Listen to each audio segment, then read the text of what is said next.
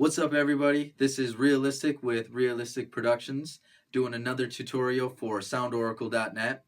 One of the things that I always get asked about, and I keep hearing it come up in the Unquantized podcast every week, is how do I get my 808s and my kick drums to match and be able to agree with each other in the mix? So, what I want to do today is we're actually going to kind of get outside of the studio setting, and I'm going to go entirely in the box today, and I'm going to mix on my using different plugins and everything.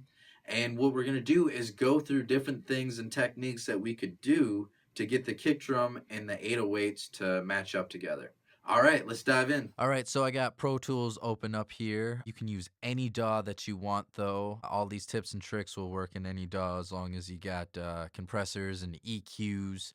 And as always, if you have the capability, go ahead and open up your DAW and do this with me. You'll find that you're going to learn way more if you do this with me, and you're going to retain the information a lot better. So what we're doing is we're figuring out how we can get 808s and kick drums to balance with each other better.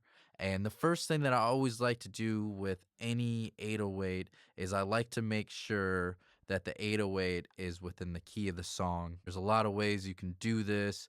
You can throw on a plugin that is like a key detector. You can do other things. You can EQ it to be the frequency. That takes a lot of work, though. What I like to do is Melodyne or some type of pitch correction. Some people use pitch shift, but I like Melodyne because it just really lets me know. I already put this into Melodyne so that way we can figure it out. But let's listen to the song and try to hear what key it's in and also kind of just analyze where things are at.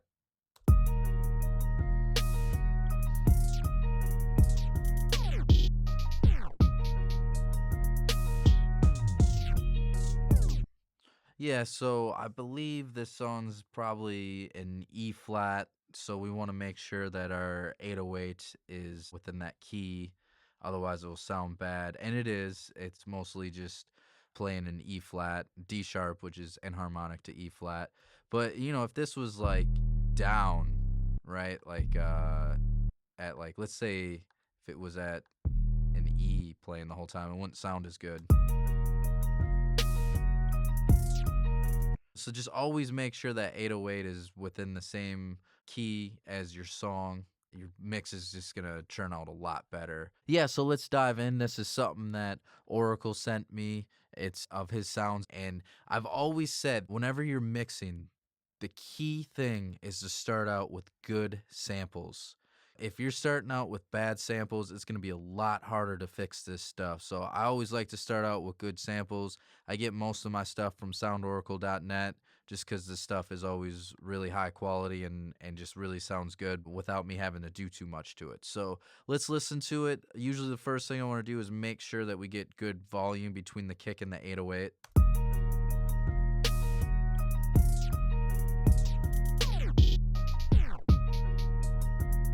Maybe the 808 could just come down a little bit. Next, what I'm going to do is find a place where the kick drum is playing a couple times.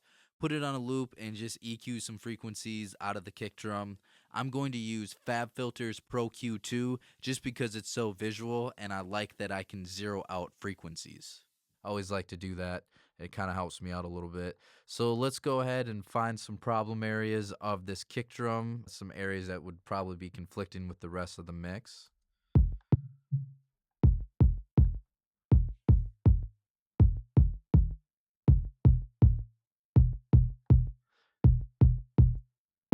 Yeah, so can you hear that overtone when I boost at 123? It definitely kind of has this ringiness, and let's actually isolate that frequency so we can hear it.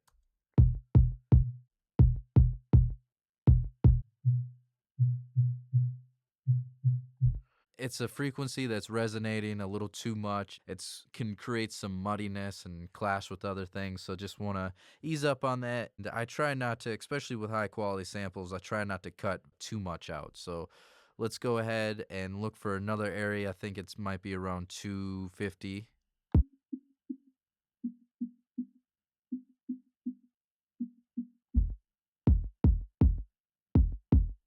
Yeah, so 259. And we'll just ease up on that. That way our kick drum has just a little bit of muddy frequencies taken out of it. So let's listen.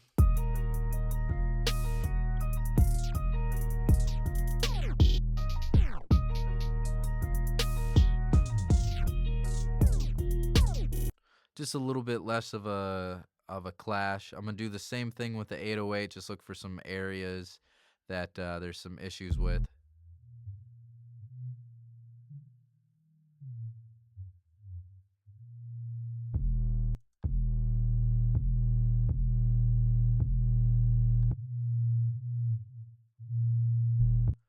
Yeah, so just a little bit at 115. We'll just ease up a little bit there.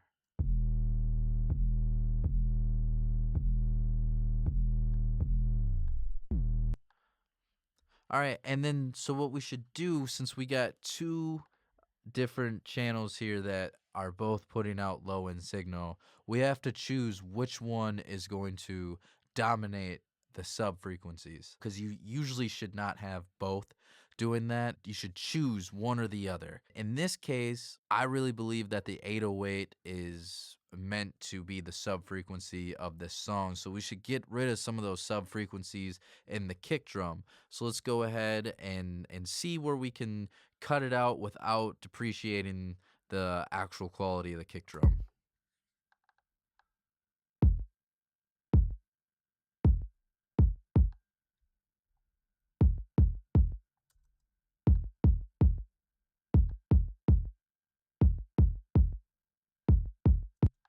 Yeah, so I'm just cutting off 44 hertz on down, and it just kind of gets it less, so the 808 and the kick drum are not clashing with each other quite as much, because we have figured out where the dominance of the sub frequency is, which is the 808.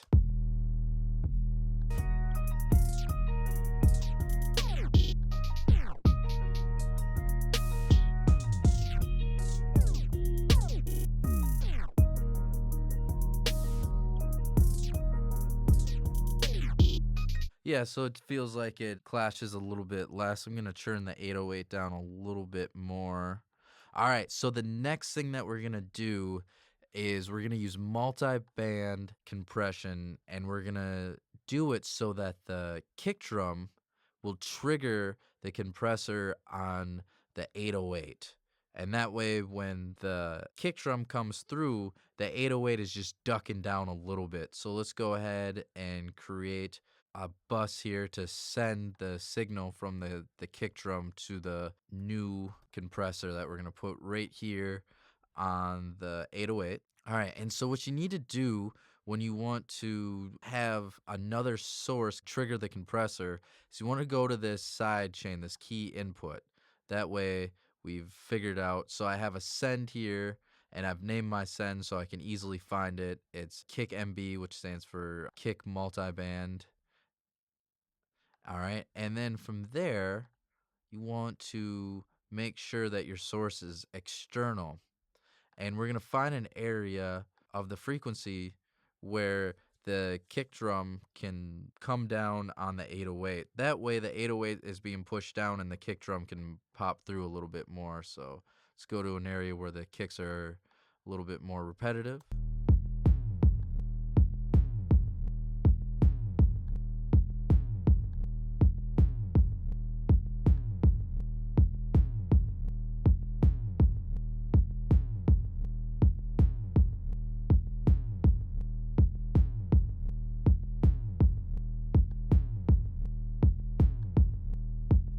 Yeah, so what you can see is I'm having the kick drum trigger the compressor. So only when the kick drum strikes does the compressor compress down on the 808.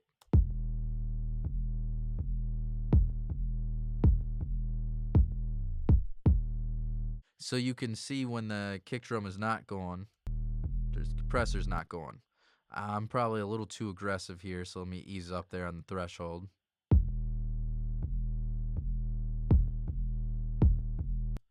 Yeah, and so all that's doing is it's really helping when the kick drum comes down, that it's able to just punch through the mix a little bit more without getting rid of the 808. The 808's still there. It's a little quieter. So let's go ahead and listen to what we got.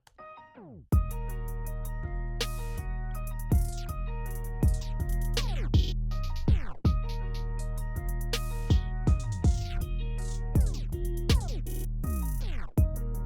I'm gonna bypass everything.